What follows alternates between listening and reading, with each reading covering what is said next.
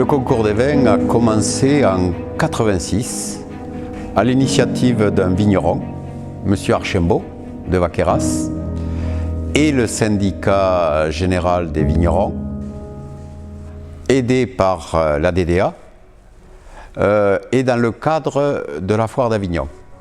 Le concours a démarré petit à petit, il a grossi pour devenir ce qu'il est aujourd'hui. Donc le concours des vins d'Avignon, comme tous les concours, a un seul objectif, c'est de valoriser les vins des vignerons.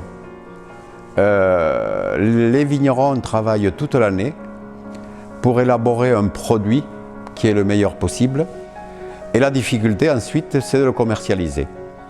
Le consommateur qui va voir une médaille sur des vins dans les rayons aura la garantie que c'est un vin qui n'a pas de défaut et qui a été apprécié par un jury de dégustateurs professionnels et formés.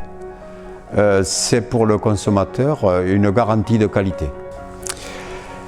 Un concours, ça se prépare toute l'année avec l'équipe de bénévoles qui m'entoure. On se réunit une fois par mois à partir de septembre, et puis après, à mesure qu'on se rapproche, c'est tous les 15 jours pour progressivement mettre en place l'organisation de ce concours. Le plus gros travail, ça va être en dehors de la communication, où on communique toute l'année.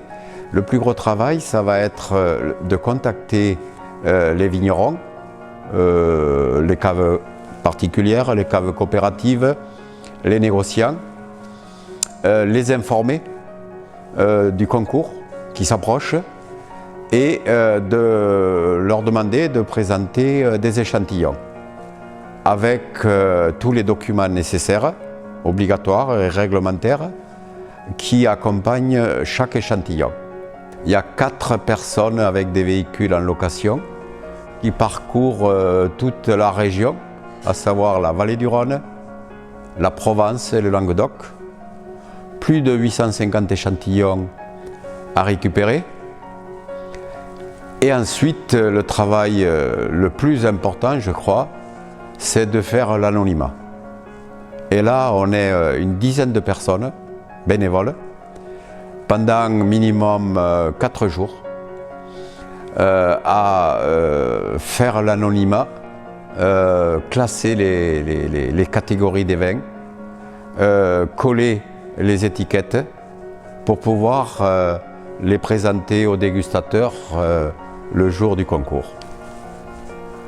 La particularité du concours d'Avignon, c'est d'avoir un nombre important de dégustateurs fidèles, avec beaucoup de professionnels, vignerons, négociants, œnologues, sommeliers, et surtout beaucoup de formations, puisque depuis 4 ou 5 ans, on forme tous les ans 150 dégustateurs, avec une dizaine d'ateliers qui sont proposés. Le vin qui est fabriqué dans la maison mère, c'est du vin avec un petit peu de sucre. Donc c'est pour ça qu'à ce moment-là, ils choisissent s'ils rajoutent de la liqueur ou pas. S'ils rajoutent pas de liqueur, ça donne ça. Même en Champagne, c'est des extra dry, c'est des non dosés. Ça s'appelle non dosé. Et là, on est sur un non dosé sans rajout. On les appelle brut nature également. De liqueur ou brut nature. Et nous sommes les seuls parmi les grands concours à avoir une catégorie de bio avec des dégustateurs formés à la dégustation du bio. Et donc chaque jury est composé de 5 à 6 dégustateurs professionnels ou formés. Et c'est ce qui fait le crédit de cette médaille. Et puis la communication. Parce qu'il ne suffit pas d'avoir des médailles, autant les vignerons que nous, on va communiquer sur cette médaille. Et là, nous avons un responsable de communication avec l'équipe qui propose un site, une page Facebook, 4 à 5 ou 6 newsletters qui sont envoyés au moins 3 à 4 000 destinataires. Ce qui est important, c'est la diffusion des résultats sur le site d'une part, avec une carte interactive qui permet de géolocaliser les médailles et de mettre en lien direct avec le domaine et bien sûr la cave et la carte des vins. Alors, une autre particularité du concours d'Avignon, c'est de mettre à l'honneur les femmes vigneronnes. Et là, en recherchant, on a constaté qu'il y avait plusieurs associations de femmes vigneronnes, dont une qui est basée à Châteauneuf-du-Pape et qui s'appelle les femmes Vignes-Rhône. Et cette année, notamment, on les a mises à l'honneur avec plus de 20 jurys présidés par des femmes, que ce soit des femmes professionnelles, vigneronnes, œnologues, sommelières, ou des dégustatrices expérimentées qui participent à ce concours. Alors une fois que tout est préparé, la veille on contrôle, on recontrôle pour pas qu'il y ait de problème, chaque table. Et dès le matin du concours, à partir de 8h, 8h30 du matin, on accueille les dégustateurs jusqu'à 9h30. Et donc il y a toute une organisation à l'accueil à qui on va donner un verre, on va donner un porte-verre, on va donner des documents et on va orienter le dégustateur vers sa table. Et progressivement, jusqu'à 9h30, les tables vont se garnir pour être prêts à démarrer les opérations de dégustation dès 9h30 le matin. Ça va se dérouler jusqu'à 11h30 environ, 2 heures de dégustation, avec sur chaque table 2 ou 3 séries de vins différents, différentes catégories, rosé, blanc, rouge, différentes appellations. En tout 15 à 18 échantillons par table. Le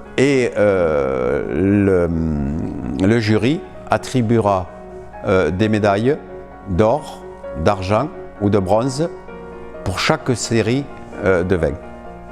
Alors ce qui est important aussi, et je crois que tout le monde le reconnaît, tous les dégustateurs, c'est le côté convivial de ce concours. Pendant les 2 heures de dégustation, c'est silencieux, c'est rigoureux, tout le monde travaille, mais ensuite on aura les chanteurs des Côtes-du-Rhône.